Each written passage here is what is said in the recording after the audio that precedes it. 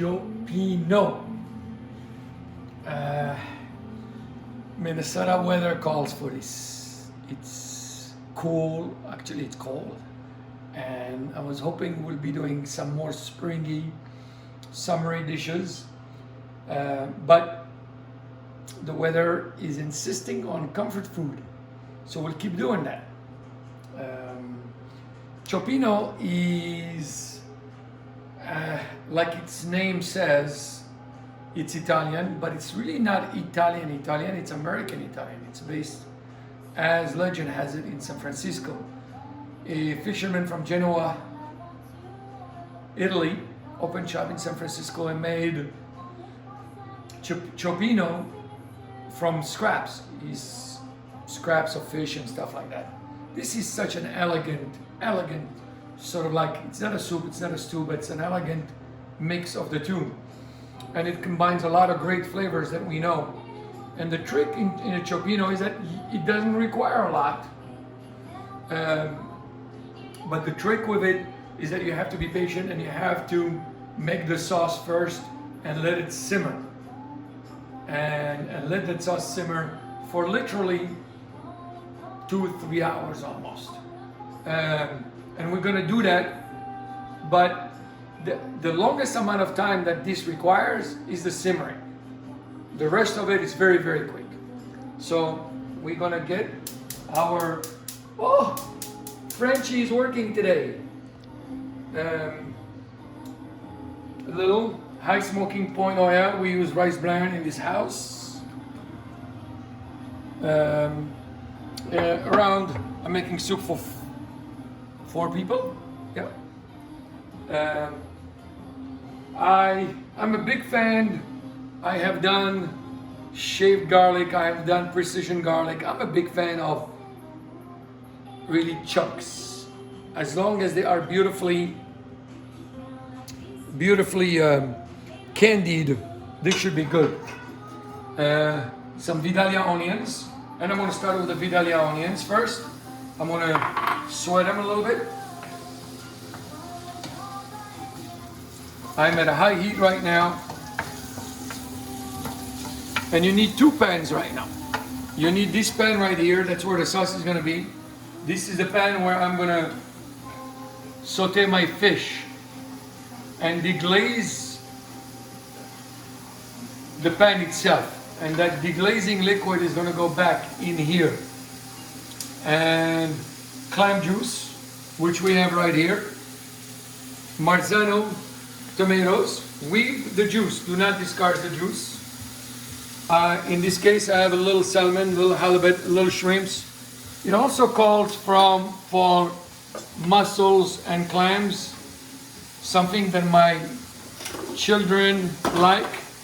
But our mother, my wife, doesn't like too much. It's Mother's Day week, so this drawer doesn't close, but fuck it.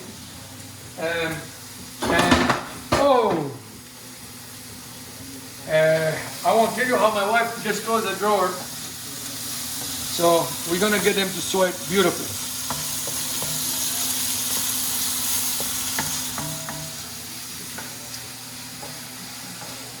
While they are sweating, I'm going to add a touch of cayenne. And this is optional, but it's a good option. I mean, we like things a little bit spicier in this family, so I'm going to add a little bit more. But I want to add my cayenne now, as opposed to later. And the reason I want to do that is because, like I said many times, dark flavors need to sort of like smoke, and you know they won't burn on you. But if you added like a green flavor, a lighter flavor right now, a lighter herb, that might sort of like burn on you. So while my onions are going crazy, add my garlic. I'm going to add a little bit more oil. Almost it's a sauteing is a step away, is like 2 to 3 steps away from frying. The next step is flash frying, so that which is really what I'm doing right now. I want to really candy these babies beautifully. I'm going to add some bell pepper.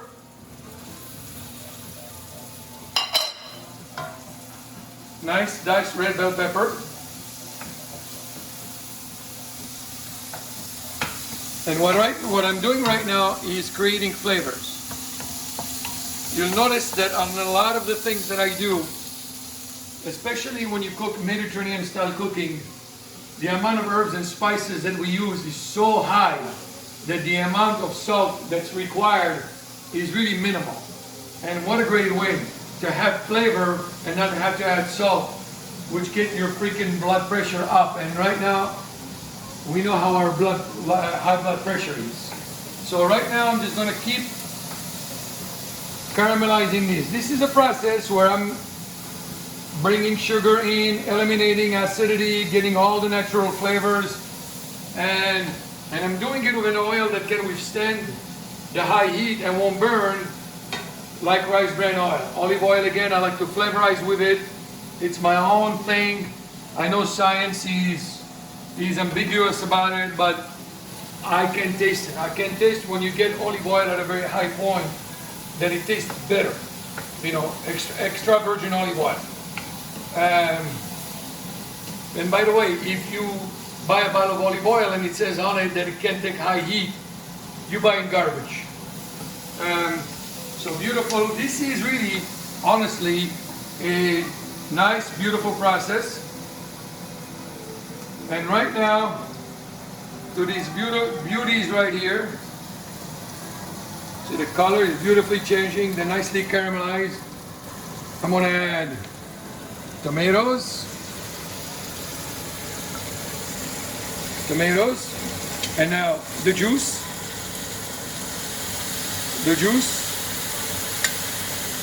again. Marzano tomatoes, Italian tomatoes are so beautiful. Buy them organic in a can, they're awesome. And they have such beautiful fruity flavor. And I have juice in here, but I have also plum tomatoes. I'm going to use my masher and just mash them. By the time we're done with this sauce, these are going to be totally incorporated and cooked all the way through.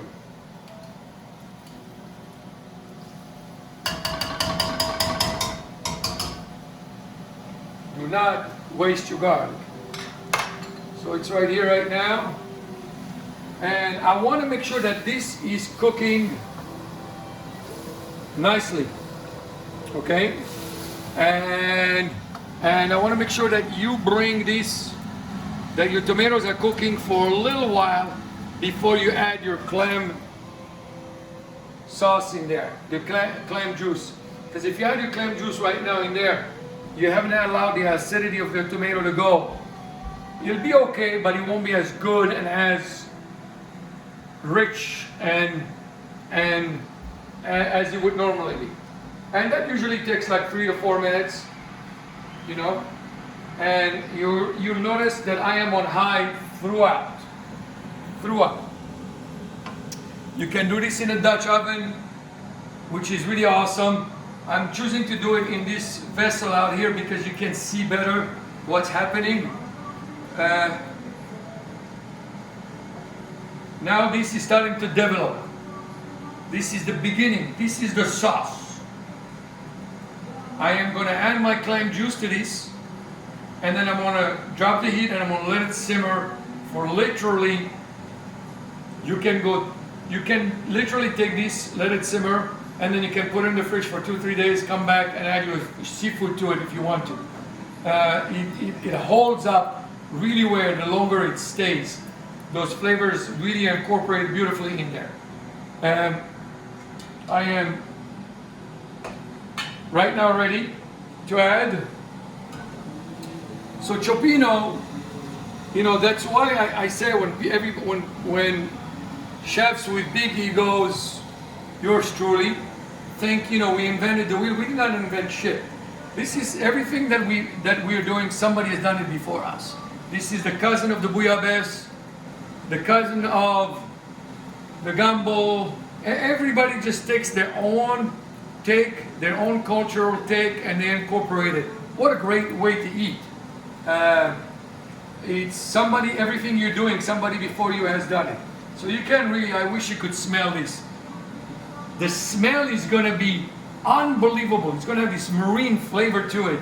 Once you add, I'm gonna add my stock. And this is quite a bit of stock, clam stock, because by the time I'm done, half of this is gonna be gone. And it's gonna thicken up even more. So right now I'm making my sauce, and my sauce needs a little spoon in it. It's going to be woody. Now I'm going to take it out. That's what happens when you spend a lot of time in the kitchen. You do not feel the heat. See that? That's beautiful.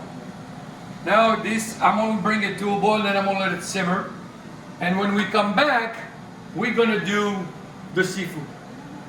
And we're going to incorporate the seafood into it, which is a completely different technique. But before we do that, we have to now do the herbs. So now I added my clam juice, and I'm going to let this simmer, and I'm going to add. So if you have fresh herbs, that works. Right now, our garden is not cooperating very well, but we have some wonderful hydrated, organic, dried herbs. I'm going to put a tablespoon and a half of thyme, oregano, basil. Now you can do this in what's called a sachet, which is a little bag. You put all the herbs and you tie it in here so it doesn't soak, so you don't have these herbs in there. I like those herbs in there. I don't know why. Unless it's a bay leaf, which normally this would call for, but I don't have any bay leaves. Unless it's a bay leaf and it's big and chunky, these are going to be incorporated into it. Or unless I'm looking for this beautiful red and not to have anything else in it, I'm just going to incorporate so like I always said, green herbs go in. It's almost like making a tea right now. So we're going to let this cook. And we're going to let this cook and reduce in size. And when it reduces in size, after a couple of hours, we're going to do our seafood in it, which is going to take us a few minutes, and then we're done with our Cioppino. We're back. You can see right here, we were right about here, how it got reduced. Look at the beautiful, beautiful Cioppino sauce right now. All that beautiful clam juice, all those spices, everything is really coming together. You're not going to be able to taste anything individually, but you'll be able to taste all of it as just one big flavor. Now it's time to get our seafood going. As I said previously, I love mussels, I love clams, I love crab. I love all the wonderful stuff that normally and typically goes into Cioppino, but not everybody in the family likes it, and I will sacrifice myself for the good of all of you. We're gonna get a hot pan, a little butter in it, and I have some really leftover halibut, leftover cod, leftover shrimp, leftover salmon. All of that is going to go in my Cioppino. And the trick of the Cioppino right here is to pat dry your fish so it's really nice and dry. Chill it. It's really important that you chill it so it firms up, and then dust it with flour gently, not too much, just so it absorbs the rest of that moisture. And then we're going to saute it. And once we saute it, we're going to add it to our Cioppino. That's all. I'm sifting it so it's not clumpy. And see, that's beautiful right there. I'm waiting for my butter to get nice and hot. And just so my butter doesn't burn, and so I can have a nice, beautiful sear, I'm gonna add to my melted butter right here. I'm gonna wait for the butter to get hot first before I add some high smoking point oil, because if I add the oil now or before the butter is very hot, what's gonna happen to this is that the water in it is gonna splatter.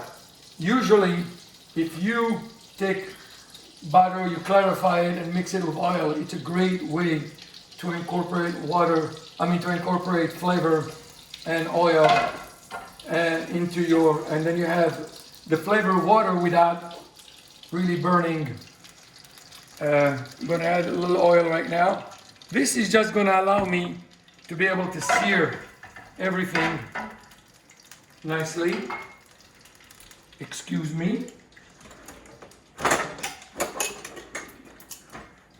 And I want to make sure that everything is nice and hot, because all I'm going to do right now is sear this beautiful.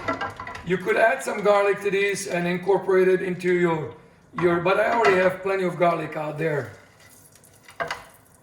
See, I'm not ready. I want to hear a hard sizzle. That tells me that it's ready to go. Just like that. And just remember, every time you drop something cold in your pan, you're dropping the temperature of your pan down. So try and go slowly and gently. I'm taking the biggest fish, the biggest pieces first.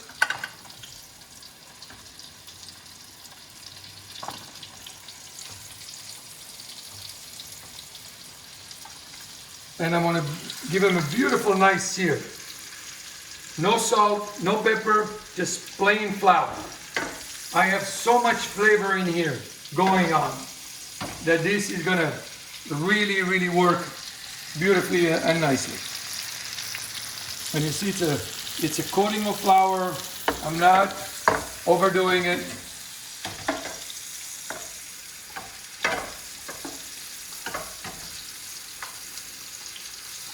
That's beautiful sear. I don't want a hard sear, otherwise I'm going to overcook it. I want a nice soft sear.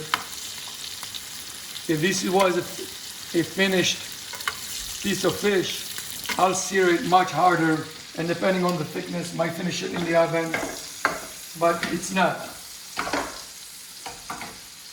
You see, now I'm getting a lot of that fish flavor in the pan right now. That's good. I'm going to utilize it, and I'll show you how in a little bit.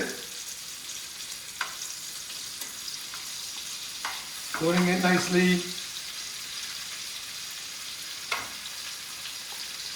I'm going to get my Cioppino to come right here.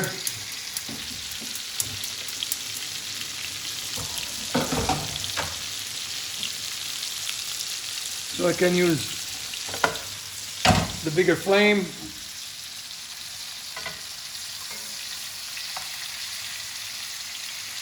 You see, I'm not using a non-stick pan, especially that, given that I have flour, and it's not sticking because I brought my fat, which is the #1 process of searing, to a high temperature without burning. Beautiful. You go right there. You go right there. You go right there. You go right there. Look at that fish swimming in an ocean of deliciousness, flavorness, loviness, cuddliness, hugginess, whoopiness. My last pieces, scrap fish. This is all good quality fish, but you know, we did some salmon the other day, so I'm gonna finish it off right here. Some shrimps out here. Even though wifey doesn't eat shrimps, we decided, you know what, we're already not putting clams or anything on it.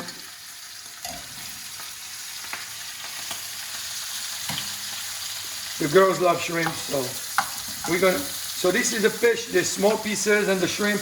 These cook a lot faster, so that's why I put them last. And I'm about to finish my Cioppino right now.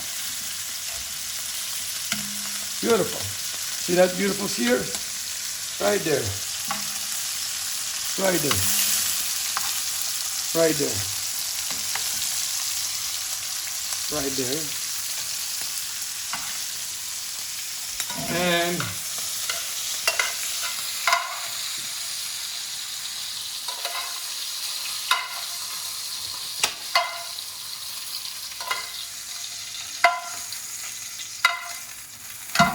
I'm going to get my hood on, add my parsley right here.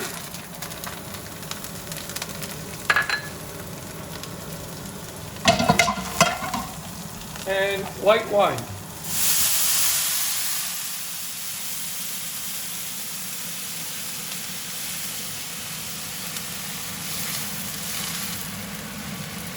So I'm really picking up those wonderful flavors of the fish that I have on the bottom. Back up. And contrary to popular belief, what burns the alcohol out of the wine or any alcohol that you add is not the flame that comes out. It's really cooking it and simmering it. Really, that's what does it. So don't, the show is good, but right now what I'm doing is burning the alcohol out, getting the rest of the flavors out. That's why my dishwashers love me, because they know I deglaze my pans very well. I keep them nice and clean. Look at this. Look at that. See all that flavor? Look at that. That's all gonna come right in. Look at this. Marvelous. Now I'm gonna come back here and we gently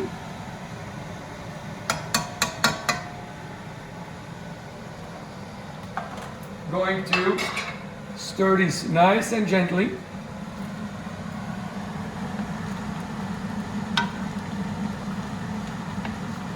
It really doesn't need a lot of cooking anymore. The cooking is done. This is just introducing those wonderful flavors. Now this calls for a nice, beautiful San Francisco sourdough. We've been making bread every day. We missed one day, but we had some leftovers. So I just decided to be creative. I made a crouton out of them.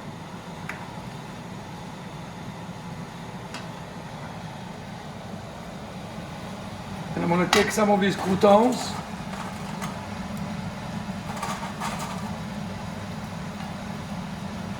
and smother them again. A little slice of lemon if you want to. If you don't want to, don't do it. A glass of wine. Some Dean Martin, Frank Sinatra, or Umberto Tozzi, and just go crazy. Buon appetito.